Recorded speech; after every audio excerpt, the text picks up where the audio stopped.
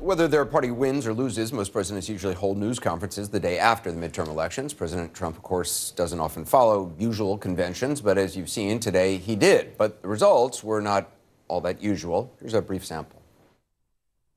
Do you expect that when the Democrats take over the chairmanship of all these important committees, you're going to get hit with a blizzard of subpoenas on everything from the Russia investigation to your cell phone use to your tax returns? Ready? If that happens, then we're going to do the same thing, and government comes to a halt. If they start investigating you, that you can play that game and investigate better than them. They can play that game, but we can play it better because we have a thing called the United States Senate. Can you compartmentalize that and still continue to work with them for the benefit of the rest of the country? No. If they do that, then it's just all it is a warlike posture. And it'll probably be very good for me politically. I could see it being extremely good politically because I think I'm better at that game than they are, actually.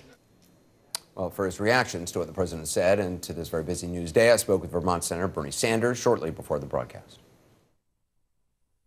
Senator Sanders, the president basically throwing down the gauntlet today, saying that if Democrats launch investigations into him, then in his words, we're going to do the same thing, and then government comes to a halt. What do you say to that?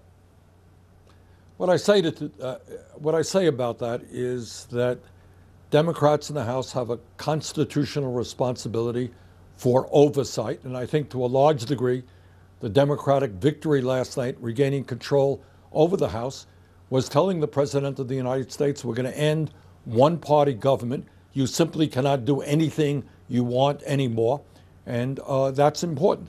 On the other hand, Anderson, I don't want to get caught up in all of these investigations. That's important.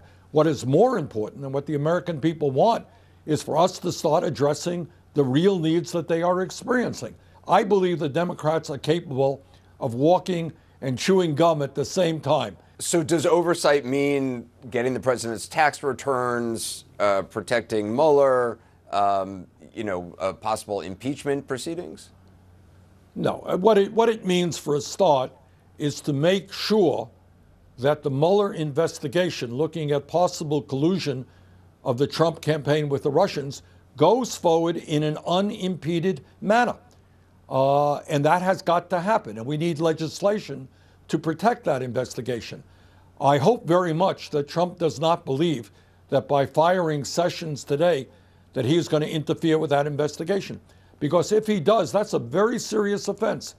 That has to do with obstruction of justice, which I personally believe is an impeachable offense. But right now, my hope is that the Mueller investigation goes forward, unimpeded, and we see where it takes us. I want to ask you about Andrew Gillum and Beto O'Rourke's losses last night. Some are taking that as an indication of where the Democratic Party really is right now, that it's actually more moderate than it is progressive, and that there's a lesson in Beto O'Rourke's loss that he was farther left than needed. Even he didn't convince any people, Republicans who may not have liked it. Go ahead. Anderson, I have been hearing that argument forever. And that was the argument that led to Republican control of the U.S. House and the U.S. Senate. It led to the loss of something like 1,000 legislative seats in state houses all over this country. Democrats can't be progressive. We got to be Republican light. Man, that is such a total mistake and a bad way to look at the political world. Do you believe when President Trump now is talking about bipartisanship, do you believe that 1%, or do you believe that at all? Anderson, this is what I do believe, and this will surprise some of the viewers.